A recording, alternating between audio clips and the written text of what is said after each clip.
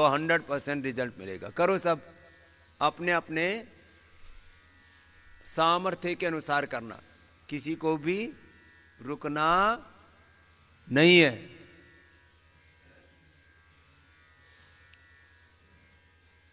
यह हमारे जिसको देखो, मैं देखता हूं पूरी संस्था में, जिसको देखो वहीं दिवालिया निकला पड़ा है, छिद्र हुए पड़े हैं। बार बार समझाना पड़ता है। हमने तो बचपन में सुना था, छोटे बालक थे तब, नाराज नहीं होना, रूठना नहीं, अपना काम पूरा करना, झूठ नहीं बोलना, मेहनत पूरी करना। तब से हम तो इसी काम में लगे हुए, दूसरा सोचा ही नहीं। नाराज नहीं होना, अपना काम पूरा करना, प्रमाद नहीं करना, आलस्य नहीं करना। मैंने देखा कुछ लोग जिंदगी भर यही बातें सुनते रहते और वही करते रहते, उल्टा ही करते रहेंगे मतलब। चलो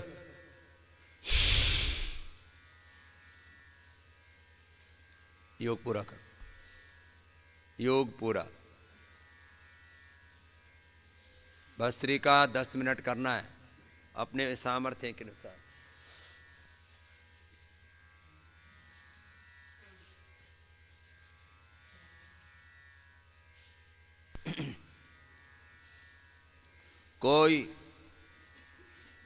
कोई कसर मसर नहीं छोड़ना।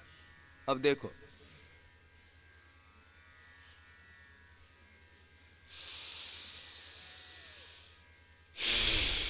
पूरा लो, पूरा छोड़ो। कुछ कहते हैं जी नाक बंद रहते हैं, तो जिनके भी नाक बंद है सुबह उठ करके सरसों का तेल डालना, षडबिंदु तेल डालना, या अणु तेल डालना, या बादाम रोगन डालना।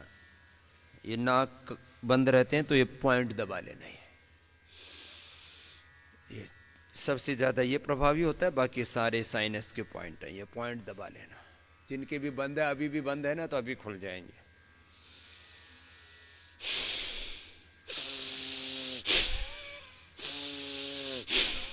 करो, मैं भी इसलिए दबा रहा हूं, थोड़े से मेरे से बंद हो रहे थे, चलो मेरे भी खुल जाएंगे, तुम्हारे भी खुल जाएंगे। कर लो, सरसों का तेल डाल लो थोड़ा, षडबिंदु तेल, अणु तेल, बादाम रोगन, या अपनी दिव्य धारा। दिव्य धारा डालना मत, नहीं तो पता लगा भीतर तक छिद्र ही हो गए।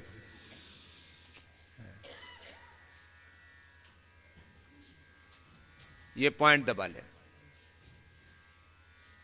थोड़ी काली मिर्च चूस लेना, काली मिर्च चूसने से नाक खुल जाता है। 3 काली मिर्च ले लो, 3 बादाम ले लो, धीरे धीरे चूसते रहो, नाक पूरे खुल जाते हैं। वात पित्त कफ 3 दोष बिगड़े रहते हैं लोगों के। वात दोष प्रकोपित है तो ठंडी खट्टी चीजें मत खाना। एक लड़का जो यहाँ पर आया था, उसका आर्थराइटिस ठीक हो, उसका स्लिप डिस्क ठीक हो गया, हिमेक्स। उसकी माँ बोलती है स्वामी जी ये तड़फ रहा है। मैंने कहा किसके लिए? छाछ पीने के लिए, दही खाने के लिए, इसको बड़ा शौक है। मैंने कहा माता शौक बाद में पूरा कर लेगा, अभी जब तक पूरा 100% अच्छा नहीं हो जाता है, दही छाछ नींबू अचार टमाटर नहीं देना, अच्छा होने के बाद खा लेना ना, कौन सी आफत आ रखी है। एक माता उसका पूरा अच्छा हो गया, अर्थराइटिस दर्द गायब हो गया, गांठें जो एकदम उठ रखी थी ये सारी बैठ गई सब। फिर मेरे पास आई, स्वामी जी मैं आज तो डाउन हो गई, फिर दर्द शुरू हो गया, एकदम इतनी प्रोग्रेस हो रही थी, बैक गियर लग गया, वापस उल्टा हो गया। क्या हुआ था माता? कुछ नहीं स्वामी जी, मैं आपसे यही पूछने आया कि मैं सब कुछ ठीक कर रही थी। मैंने पूछा फिर क्या खाया था? कढ़ी खाई थी। और क्या खाया था? खीरा खाया था। और क्या खाया था? टमाटर का सूप पिया था। और क्या खाया था? 5-6 गड़बड़ी ऐसी कर ली छोटी छोटी, उसी दिन से उल्टा हो गया। एक भूल, ब्रेक लगा दी, ब्रेक नहीं लगा दिया, उल्टा हो गया, दर्द बढ़ गया एकदम से। अब इतना ध्यान रखना पड़ता है बहुत नाजुक होने के बाद। अब मैं 100 ग्राम घी पी जाऊंगा तुम्हारे सामने बैठ करके ही, ज़्यादा भी पी सकता हूँ, 250 तक पिया हुआ है मैंने, इससे ज़्यादा पीना नहीं चाहिए इसलिए नहीं पिया। लेकिन जिसको खांसी हो रखी है, 2 बूंद भी घी चला गया ना तो 2 किलो जब तक कफ नहीं निकलेगा, और भी भीतर का भी जो सारा सामान है उसको कफ में परिवर्तित कर देता है। अब बताओ, किसी को भयंकर एसिडिटी है, या अब मैं बात कर रहा हूं बहुत ज्यादा वात, बहुत ज्यादा पित्त, बहुत ज्यादा कफ दोष बढ़ा हुआ, तो करो भस्त्रिका तो पूरा करना था, ऐसे नहीं पिंडा छूटेगा तुम्हारा, ऐसे नहीं छुटकारा होगा, पूरा करो। बहुत ज्यादा एसिडिटी बढ़ी हुई है, अब बहुत ज्यादा एसिडिटी बढ़ी हुई है तो हल्दी भी एसिडिटी बढ़ा देती है, अजवाइन का पानी भी एसिडिटी बढ़ा देता है, थोड़ा ज्यादा सा धनिया जीरा और छोंक भी में भी थोड़ा ज्यादा घी डाला हुआ, उससे भी एसिडिटी बढ़ जाती है। अब बताओ, केसर मुंह में डालो, जिनको भयंकर सर्दी लग रही है, कल वो प्रेम माता आई, बोले जी मेरे को तो गाड़ी में बैठ के, गाड़ी के अंदर ही वो गर्म वाला हीटर चला करके और कपड़े पहन करके भी ठंड लग रही कि आपने बताया था केसर मुंह में डालने, तो मुंह में डाली, ठंड भाग गई। लेकिन यदि कोई एसिडिटी वाला केसर मुंह में डालेगा ना, काली मिर्च मुंह में डालेगा, तो मतलब उसका सिर भिनभिनाने लगेगा और पित्त ऐसा बढ़ेगा कि उल्टी कर करके परेशान हो जाएगा। करो सब, तीनों सुन लो, वात दोष बढ़े हुए हैं,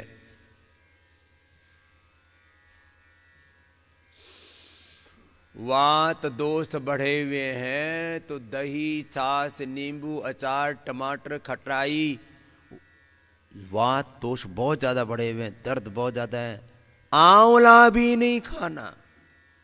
या नेचुरोपैथ में सबसे ज्यादा पिलाया जाता है नींबू पानी, नींबू पानी भी नहीं पीना।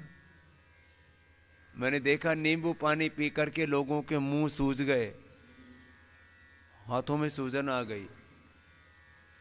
जिनको बहुत ज्यादा कफ बढ़ा हुआ है, बहुत ज्यादा जिनको वात बढ़ा हुआ है, पित्त बढ़ा हुआ, उनको नींबू पानी भी नहीं पिलाते, ज्यादा एकदम उपद्रव रखा है पूरा। और नहीं, किसी को मेरी बात नहीं मानी तो प्रयोग करके देख लो, यदि खखाटा नहीं उठे, तुम्हारे भीतर तूफान नहीं उठे तो मुझे बता देना, करना पड़ेगा। वात बहुत ज्यादा बढ़ा हुआ है, पित्त बहुत ज्यादा बढ़ा हुआ है, सीधा सा बात है, पित्त बढ़ा हुआ है। लोग कहते हैं स्वामी जी क्या करें, जो खाते हैं उसी से आग लगने लगती है शरीर में, यहां जलने लगता है, कलेजा जलने लगता है, ऐसा लगता है यहां बस यहीं रख दिया है। अरे भाई फिर खाते क्यों, जब सब कुछ ऐसे ही जल रहा है, फिर भी स्वाद लेना है। तो यहां 2-4 ऐसे माताएं बहनें भाई आए हुए हैं, बोले जी पूरा भरा हुआ था पूरा,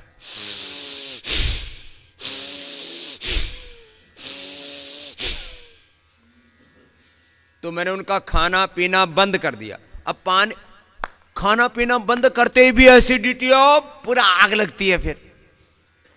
तो मैंने कहा सौंफ का पानी पियो, जीरे का पानी पियो,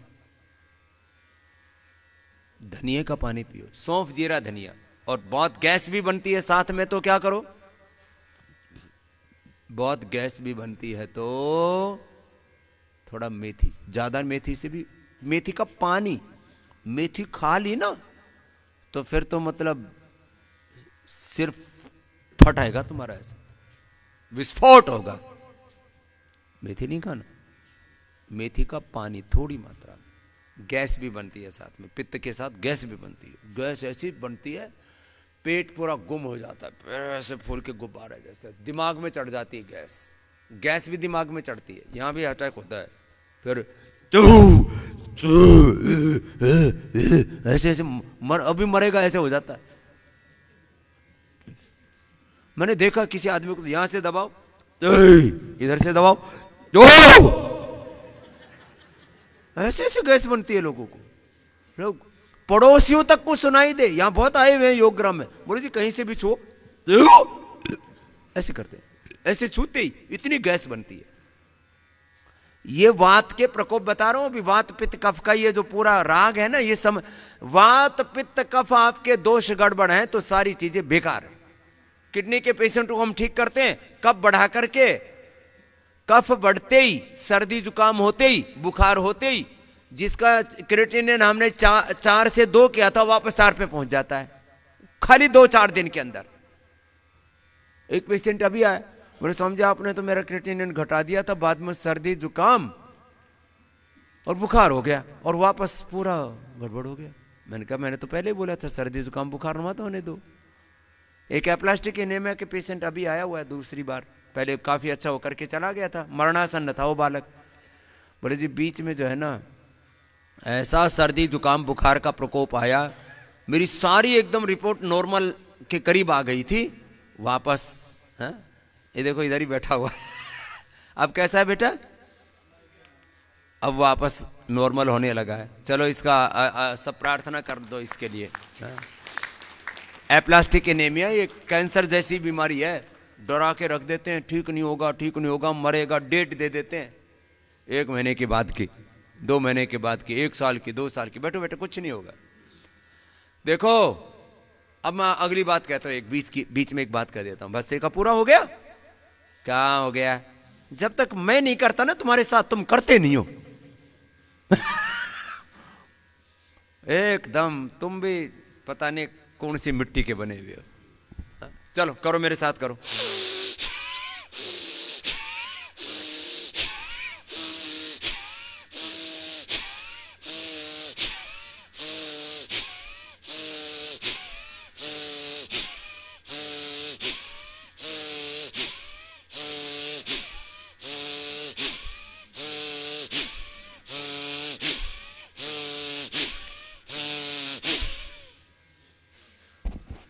मेरी भी थोड़ी थोड़ी नपीरी बोल रही है आज।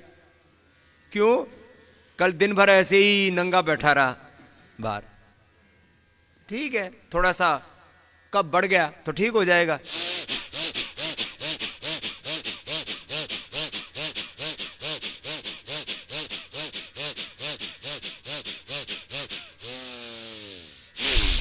अपने अपने सामर्थ्य के अनुसार करो। अब ये जैसे थोड़ा सा कब बढ़ा हुआ है, अब आते समय मुझे ध्यान नहीं रहा तो सरसों का तेल उठते ही डाल लेता थोड़ा, तो ये ठीक हो जाता। थोड़ा सा सारा चाहिए बस, सरसों का तेल डालते ही एकदम ठीक।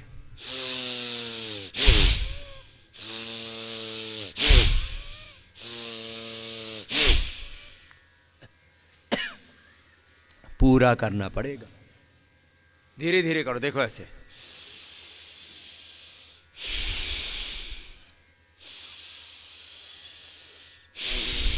अब जिनको उच्च रक्तचाप है, हार्ट की प्रॉब्लम, अस्थमा है बहुत ज़्यादा, हर्निया है, बहुत ज़्यादा कमजोरी है, तो धीरे धीरे कर लो। क्या दिक्कत है? कोई आफत आ रखी है? आराम आराम से करो। हर समय उतावले बावड़े हो रखे। जब देखो इतने जल्दबाज, नीति शास्त्रों में लिखा हुआ है जो बहुत जल्दबाज होते हैं और बहुत दीर्घ सूत्री होते हैं, वो खुद भी डूबते हैं और जिसके साथ होंगे घर परिवार राजा धर्म अध्यात्म सब राजनीति को डुबो देंगे। तो बहुत जल्दबाज भी नहीं होना चाहिए आदमी को, दीर्घ सूत्री भी नहीं होना चाहिए, संयम। इसको मैं बोल रहा हूं, एक्यूरेसी के साथ करना है आपको कार्यक्रम।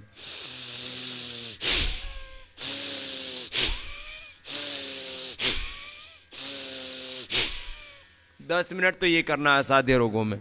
चलो अब अगला कार्यक्रम शुरू। आधा घंटे तक कपाल भाती चलेगा।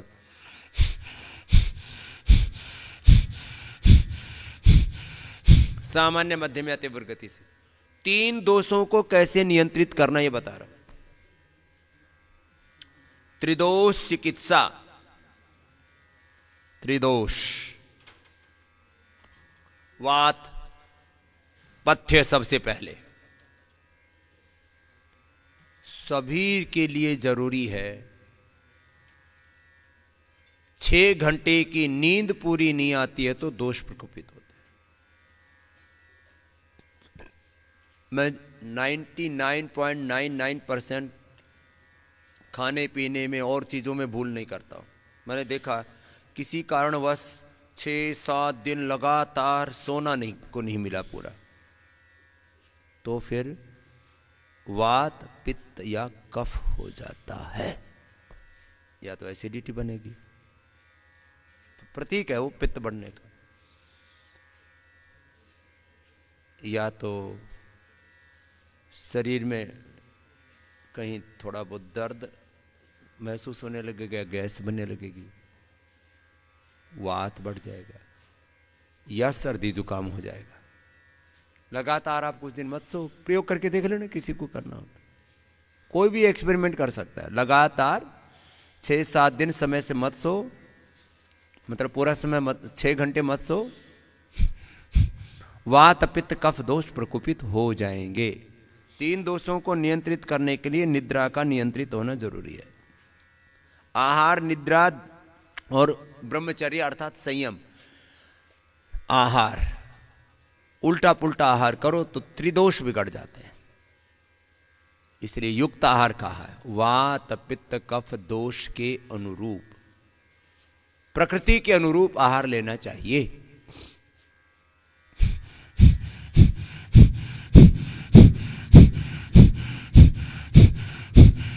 करते रहो, रुकना नहीं है किसी किसी को। बीच बीच में मुझे आपको बोलना भी पड़ता है, करना भी पड़ता है, इसलिए तो मैं आपके साथ ही करता रहूं।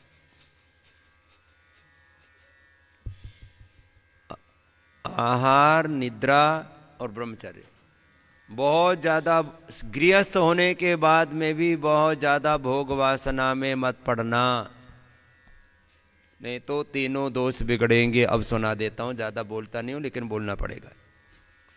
जो बहुत ज़्यादा सेक्सुअल एक्टिविटीज़ में, वासनाओं में, भोगों में आसक्त रहते हैं, उनको कमर में दर्द होता है, उनकी हड्डियां धीरे धीरे कमज़ोर हो जाती हैं, मांसपेशियां कमज़ोर हो जाती हैं, नर्वस सिस्टम कमज़ोर हो जाता है, उनका आत्मबल भी, जैसे ही उनका भीतर का ओज क्षय होता है। बहुत ज़्यादा भोग करने से ये कोई देखो आजकल के डॉक्टर और सो कॉल्ड जो लिटरेट इडियट्स हैं वो तो उल्टी सीधी बातें करते हैं।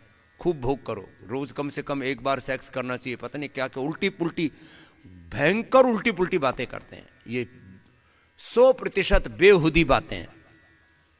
संयम होना चाहिए। ऐसे बताओ, राम जी कितने दिन वनवास में रहे थे? 14 साल। ये तो बिल्कुल ज्ञात सत्य है। उस समय कोई कंडोम था क्या? उस समय कोई आजकल जो तमाम तरह की गोलियां पोलियां खाते हो तुम लोग, कुछ कार्यक्रम था क्या? 14 साल में तो कम से कम पूरी एक क्रिकेट टीम लेकर के आते वापस अयोध्या, यदि यही कार्यक्रम करते तो। चलो, ज़्यादा मैं इसमें डिटेल में नहीं जाता हूँ, शोभा नहीं देता है सुबह सुबह। इतना सुन लो, बहुत ज़्यादा प्यार का मतलब भोग वासना नहीं है। ठीक है, वो भी संसार का एक नियम है, संतति उत्पत्ति के लिए सहवास और बाकी सब चीजें, लेकिन प्रेम को ऐसे समझो जैसे गुरु का शिष्यों से होता है, शिष्य का गुरु से होता है। प्रेम को ऐसे समझो जैसे माँ का अपने संतानों से होता है। प्रेम को ऐसा समझो कि किसी मित्र का मित्र से होता है। प्रेम को ऐसे समझो कि जो भगवान का अपने भक्तों से होता है और भक्त का भगवान से होता है। प्रेम को ऐसा समझो कि कोई जीव बेचारा, उसको खाने को कुछ नहीं मिल रहा और आपने उसको आहार दे दिया। प्रेम को ऐसा समझो कि किसी भूखे को आपने अन्न, किसी प्यासे को आपने जल दे दिया, किसी निर्धन को आपने को धन दे दिया, किसी अज्ञानी को आपने ज्ञान दे दिया, किसी रोगी को दवा दे दी। अब हमारे ब्रह्मचारी आपसे प्रेम करते हैं तो आपको दबाते हैं, एक्यूप्रेशर आदि भी करते हैं तो कष्ट भी होता है, लेकिन आपको आरोग्य देते हैं। ये प्रेम है। प्रेम का मतलब होता है सेवा, प्रेम का मतलब होता है समर्पण, प्रेम का मतलब होता है एक दूसरे की प्रसन्नता, प्रेम का मतलब होता है अपना सब कुछ सौंप दिया, कुछ भी बचा के नहीं रखा। ये प्रेम है। ये क्या प्रेम है जो इधर उधर के जो आजकल बकवास चलता है प्रेम के नाम पर, चलो छोड़ो। बहुत ज्यादा भोग वासनाओं में लिप्त नहीं रहना, तृप्त रहना, तृप्त रहना, भीतर से संतुष्ट रहना। बहुत ज्यादा भोग वासना से सबसे ज्यादा बढ़ता है वात, दूसरा बढ़ता है पित्त, तीसरा बढ़ता है कफ। आदमी की जैसे जैसे ओज शक्ति क्षीण होती है, ओज क्षय को ही क्या कहते हैं? इम्यूनिटी का कमजोर होना। ये ओज ही इम्यूनिटी है। ओज ही क्या है बोलो? इम्यूनिटी। बहुत ज्यादा भूख से तो आहार, निद्रा और ब्रह्मचर्य, ये तीन आधार हैं। ये कमजोर पड़े तो कोई भी रोग हो सकता है आपको। इसलिए जो बहुत जल्दी रिकवर करना चाहते हैं अपनी बीमारियों को, वो संयममय जीवन जिए थोड़ा। अब एक टिप दिया आपको आहार के बारे में। दूसरा, आहार इतना चबा चबा के खाओ, अन्नम न निंद्यात अन्नम बहु कुर्वीत अन्नम न परिचक्षेत अन्नम ब्रह्मेति व्यजानात। खाने पीने के प्रति बेहोशी है 99% लोगों में। खाने पीने के मजे और स्वाद के चक्कर में आदमी क्या क्या नहीं करता रे। राम राम राम। सबसे ज्यादा आदमी के दो इंद्रियां चंचल है, एक रसना और एक वासना। इसी में दुनिया मरी जा रही है। समझते हैं फिर भी बेवकूफी करते हैं। सुन लो,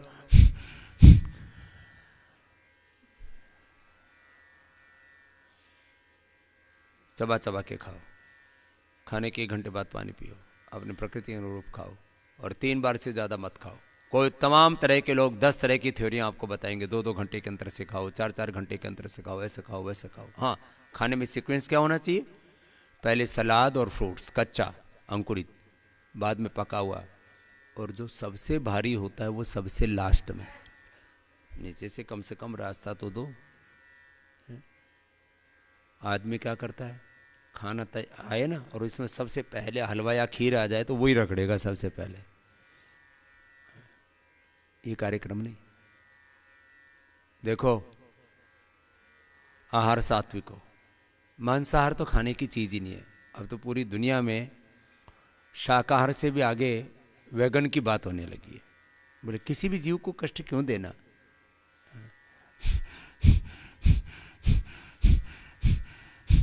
लेकिन हम शाकाहार को इसलिए जरूरी मानते हैं, और शाकाहार में कोई दोष नहीं है।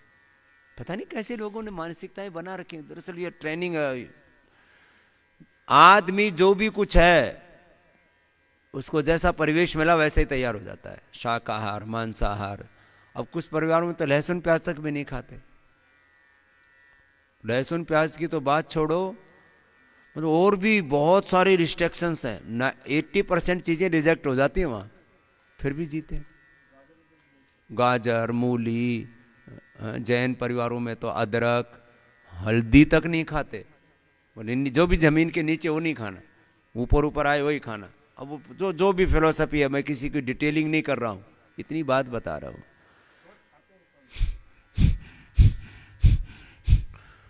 तो बोले तर्क हैं अलग अलग चीजों के अंदर, लेकिन एक बात तो सुन लो, थोड़ा तो संयम रख लो आहार में।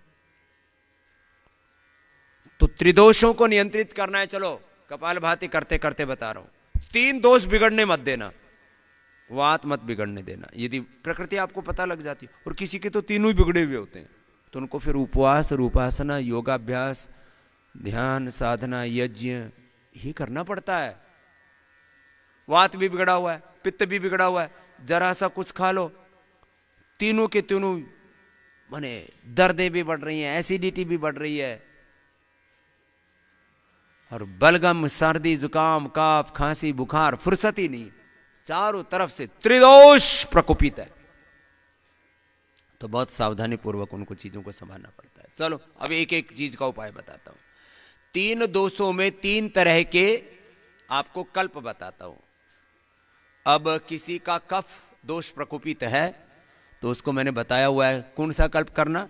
कफ दोष के लिए, कफ के लिए द्राक्ष और खजूर। और जिनका बहुत ज्यादा बिगड़ा हुआ था उनका हमने 3 दिन में कर दिया ठीक। 3 दिन के अंदर। ये हो ही नहीं सकता, कोई औषधि नहीं, आयुर्वेद में भी नहीं है।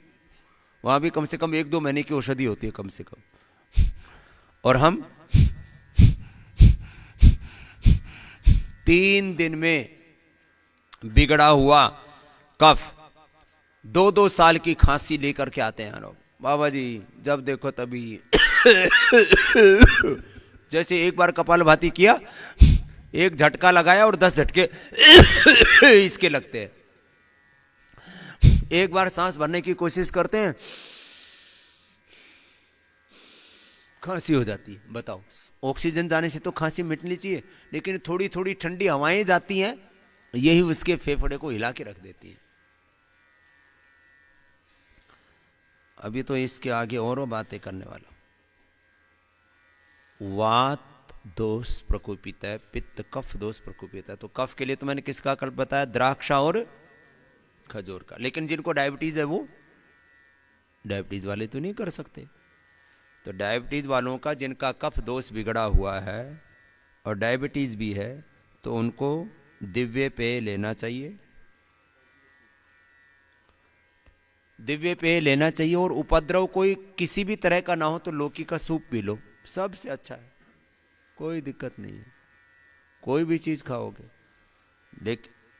देखो कफ में मैंने देखा, चना ले लो, थोड़ा पपीता ले लो, चना, पपीता, उबला हुआ सेव।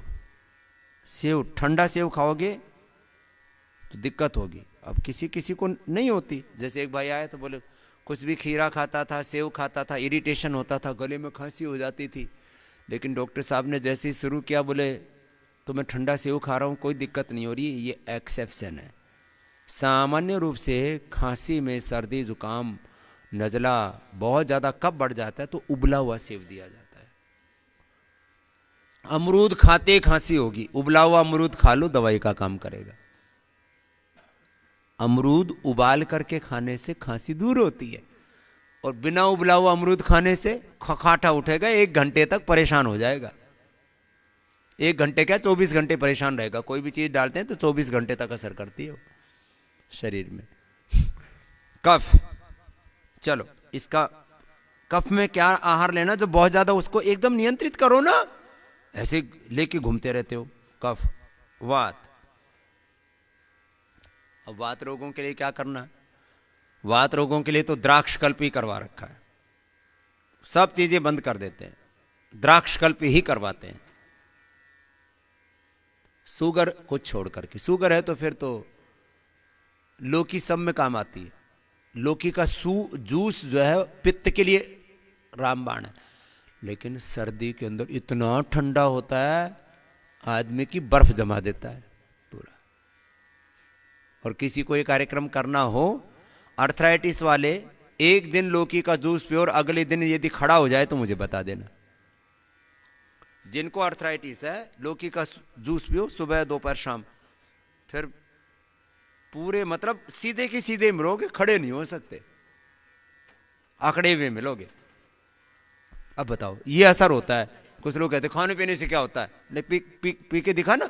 अर्थराइटिस है, लौकी का जूस पी के दिखा। Cervical spondylitis, pain ankylosing spondylitis है, और जरा सा फिर ऐसे ऐसे भी गर्दन मोड़ के दिखा देना, यदि मुड़ जाए तो। इतना हाल होता है बुरा। लौकी का सूप पीना।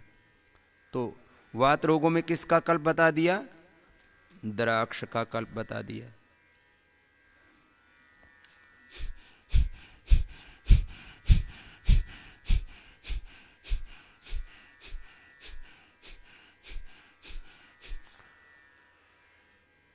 फिर कफ रोगों में तो दिव्य पेय और स्वासारी यही पियो। और कफ रोगों में, खांसी में बहुत अच्छा होता है अनार, थोड़ा सा काली मिर्च, थोड़ा सा सेंधा नमक डाल के लेने से पुरानी खांसी भी दूर हो जाती है, थोड़ी मात्रा में, ज़्यादा नहीं। पेट के सब रोगों में तो काम करता ही है अनार, वो हम देते ही हैं। और जिनको कफ है, दिव्य श्वासारी ये उनके लिए बहुत ज़रूरी है। फिर आ गया पित्त रोगों में तो ये जो आपको पानी बताते हैं ना, सौंफ जीरा धनिया का, सौंफ जीरा धनिया का पानी और लौकी व्हीट ग्रास एलोवेरा, बस यही कर लो, 1 सप्ताह प्रयोग कर लो। लोग जिंदगी भर एसिडिटी की दवाइयाँ खाते रहते हैं और अंदर से घाव हो जाते हैं पूरे, आमाशय में, पक्वाशय में, आंतों में। मैंने स्टोमक से लेकर के, स्टोमक को 2 पार्ट में बोला गया हमारे आयुर्वेद में, आमाशय, पक्वाशय, फिर उसके बाद में आंतों में घाव हो जाते हैं। और लोग एसिडिटी की दवाइयाँ खा खा करके इतना भयंकर, देखो आपके शरीर में एसिड बहुत जरूरी है। इतना भयंकर एसिड होता है अपने आप ही नॉर्मली कि यदि आपकी जो अंगुली है ना, इसको यदि आप डाल दो ना अपने पेट में ऐसे सीधा, तो ये अंगुली खत्म हो जाएगी, नाखून भी खत्म हो जाएगी। और वो ज्यादा बढ़ जाए तो फिर तूफान उठने लगता है, ज्वालामुखी बन जाता है वो। तो उसको शमन करने के लिए क्या करना पड़ेगा? उसको शमन करने के लिए व्हीट ग्रास, एलोवेरा, लौकी, इससे बेहतर कुछ भी नहीं है। लौकी का जूस पिलाते हैं थोड़ा थोड़ा, जितना जिससे पिया जाए, थोड़ी सी मात्रा, गिलास भर के नहीं, 25-50 ml, इस तीनों चीजें पर्याप्त है। फिर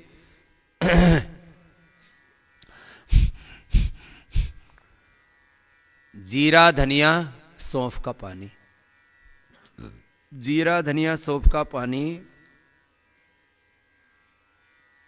ये जूस बता दिया। अंकुरित लेना है, मुनक्का भिगो के ले सकते हैं, मुनक्का और अंजीर। और बहुत ज्यादा जब एसिडिटी हो जाती है तो हम लोग मुक्ता पिष्टी दे देते हैं। एक बेटे ने मेरे पास फोन किया, अपने पहाड़ में अपना विद्यालय चलता है, गुरुकुल चलता है देवप्रयाग में। बोले स्वामी जी उल्टी हो रही है, सिर दर्द हो रहा है और बिल्कुल ऐसे मरने की हालत हो रही है, क्या करें? कुछ करने की जरूरत नहीं। मैंने कहा बेटा आधा ग्राम मोती पिष्टी पानी में घोल के पी लो। पिया, आधा घंटे बाद में फोन आया, जी वो तो पूरा ही ठीक हो गया, उपद्रव सारा का सारा। इतना ये जबरदस्त इन चीजों का लाभ होता है। क्या बताया? मोती पिष्टी आधा ग्राम पानी में घोल के पी लो, बात खत्म।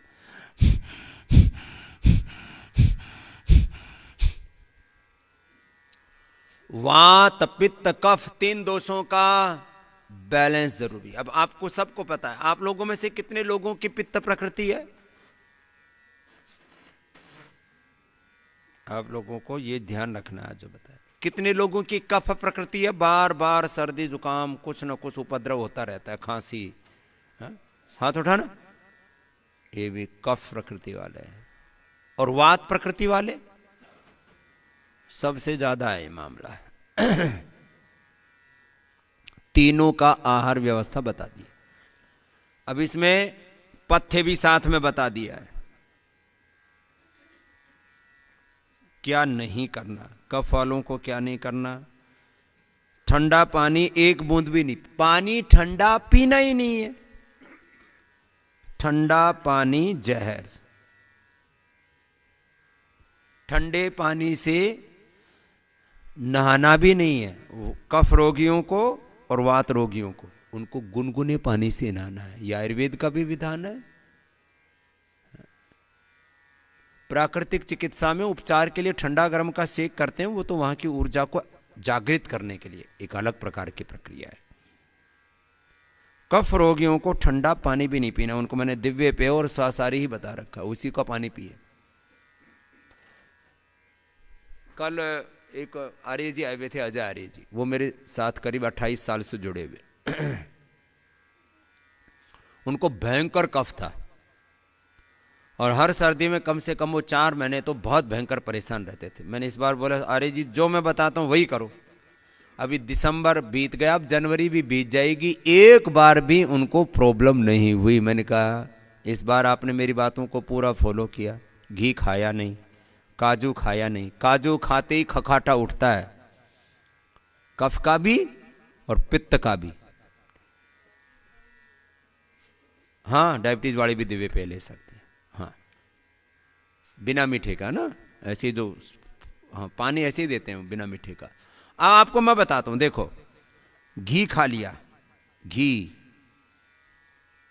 और काजू, बादाम खाओगे कफ नहीं बढ़ेगा,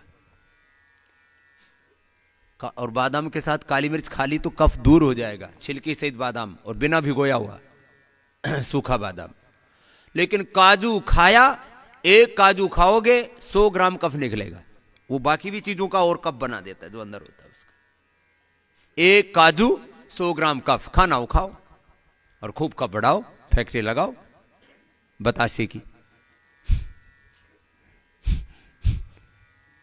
यही कार्यक्रम चलता है, आदमी मूर्खता ही करता रहता है, खा लेगा फिर खो खो करता रहेगा। मर गए बाबा जी, मैंने कहा और खा ले काजू। ठंडा पानी पिएगा, घी खाएगा। एक बेटी आई थी दुबई से, बोले बाबा जी गर्भावस्था के बाद बच्चा हुआ, डिलीवरी के बाद वजन बढ़ गया था 15 किलो।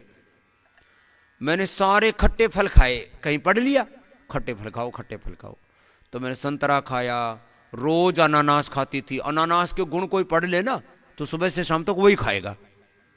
अनानास बहुत अच्छा होता है, अनानास बहुत अच्छा होता है, संतरे बहुत अच्छे होते हैं, सिट्रस जितने भी खट्टे फल हैं एंटी एजिंग होते हैं, वेट को अच्छा करते हैं, स्किन को अच्छा करते हैं, चेहरे के ऊपर ग्लो लेके आते हैं, उम्र बढ़ाते हैं। उस बेचारी का ये तो सब पता नहीं क्या हुआ है या नहीं हुआ, उसको अर्थराइटिस हो गया।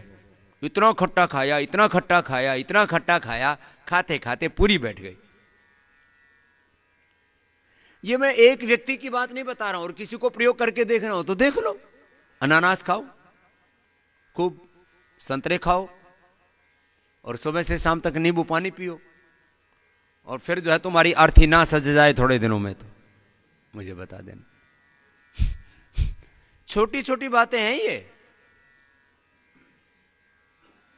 ये बहुत अच्छी चीजें हैं। नींबू पानी बहुत अच्छा है, अनानास बहुत अच्छा है, संतरे बहुत अच्छे हैं। जो स्वस्थ आदमी है रोज खाया करो संतरे, रोज खाया करो आंवला, रोज आंवला एलोवेरा जूस मैं बताता हूं। जिनको अर्थराइटिस है वो मैं कहता हूं खाली एलोवेरा पिया करो, और एलोवेरा सर्दी में भी पिया करो। कुछ इतने बावड़े बोले सर्दी एलोवेरा ठंडा होता है, अरे गर्म पानी में डाल के भी किसने बोला एलोवेरा ठंडा होता है? बताओ।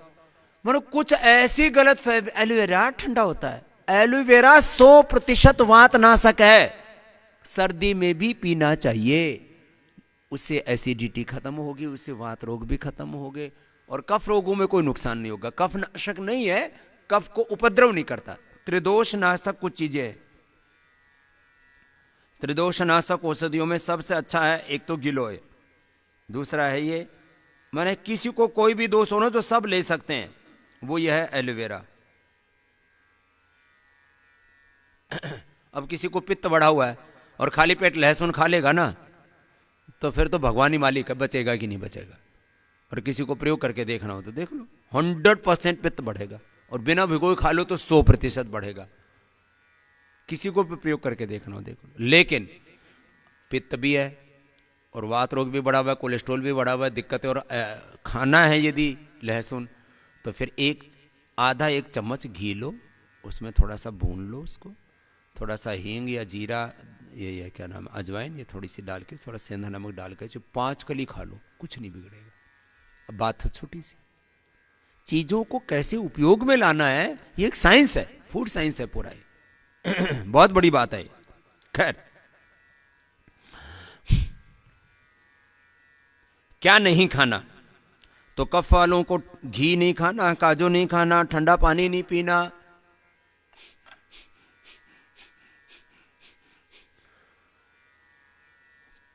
फिर इसमें बाकी सब चीजें आई गई।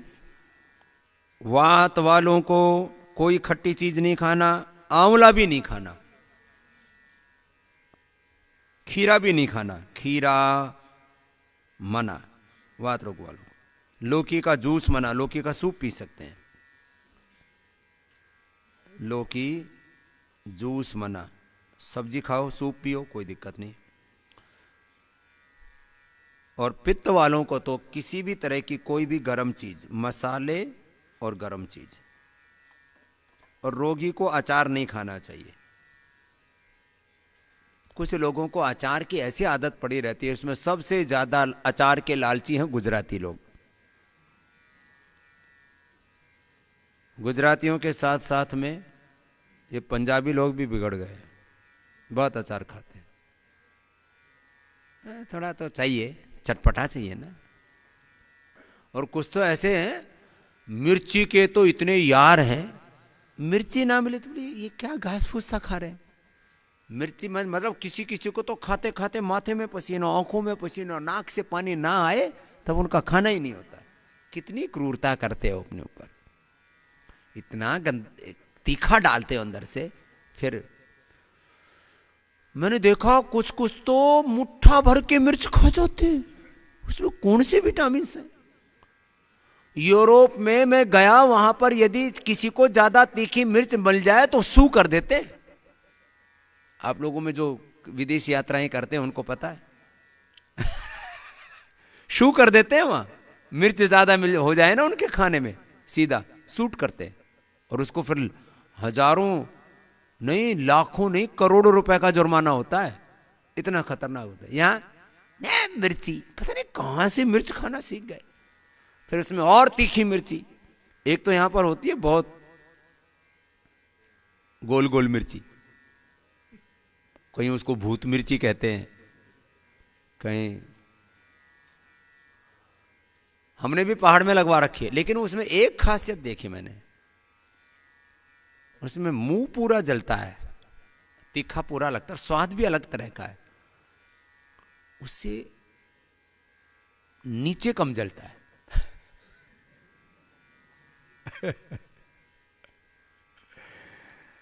हॉट चिली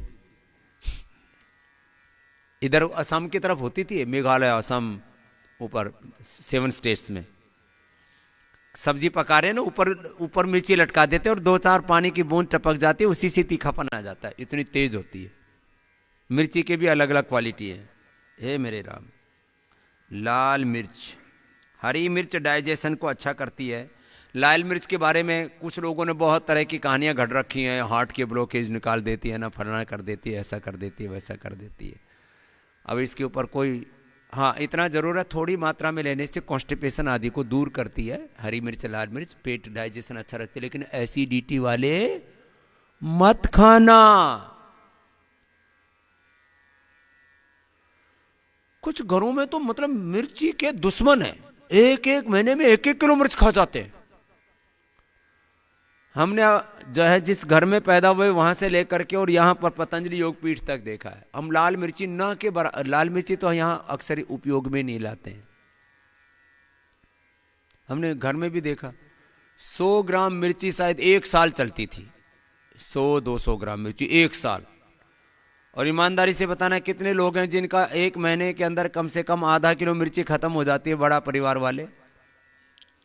ये तो ये मिर्ची इतने हाथ उठाया, मिर्ची ज्यादा खाते हैं ना तुम्हारे परिवार में, जो हाथ क्यों उठाया?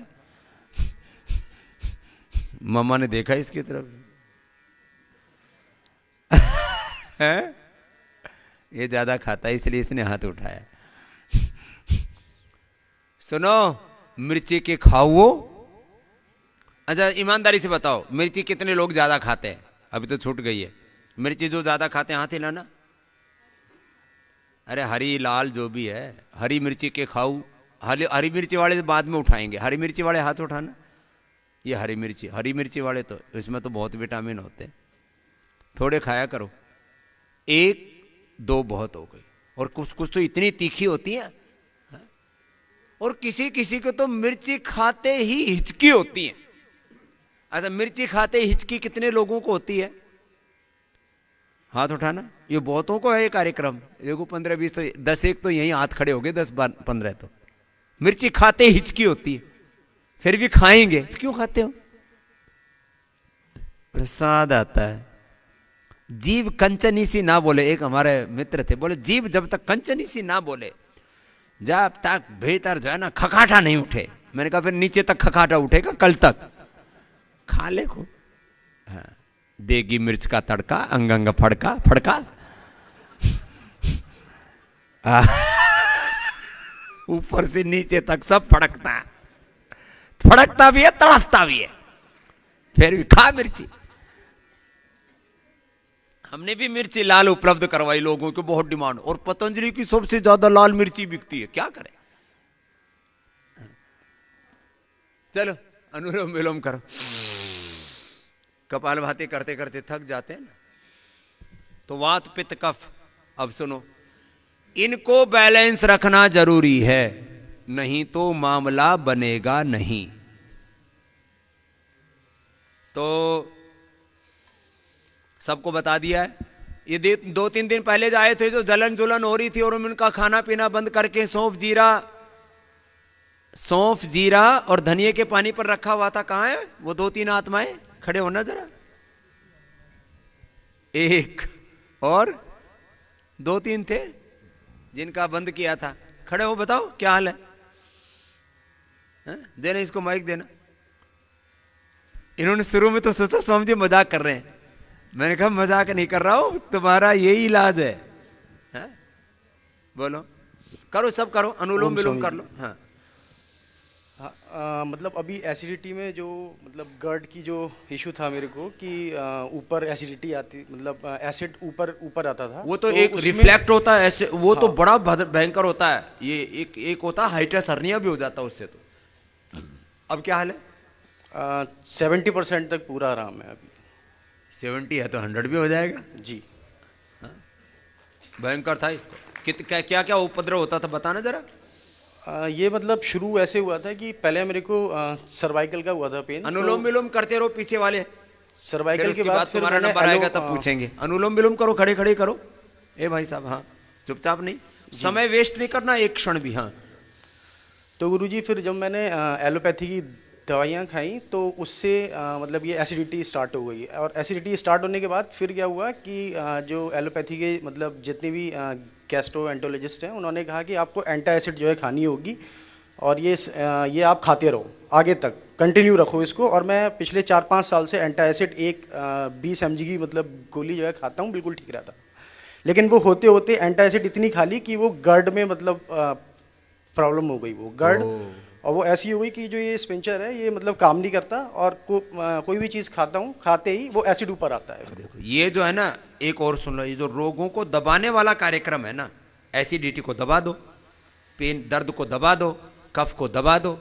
ये जो दबाने वाला कार्यक्रम है ना, दबा के रखते हैं कुछ लोग। नौकरों को दबा के रखते हैं घरों में, पत्नी को दबा के रखते हैं, कुछ पत्नियां पतियों को